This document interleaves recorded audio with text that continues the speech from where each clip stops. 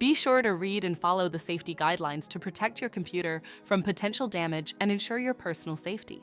For more information about safety guidelines, see the owner's manual at dell.com/support. Before you begin, turn off the computer and disconnect all the attached peripherals. Loosen the captive screws holding the base cover in place. Using a plastic scribe, pry the base cover from the palm rest assembly, starting at the top edge and working your way around to release it from all sides.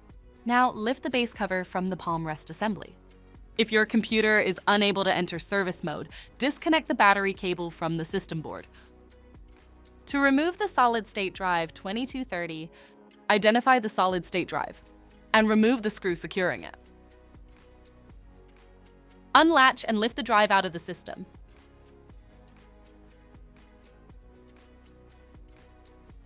To reinstall the solid-state drive 2230, place it back in the system. Relatch and install the screw to secure it.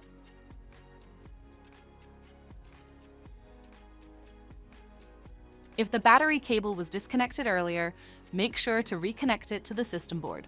Next, align the base cover with the palm rest assembly and gently place it into position.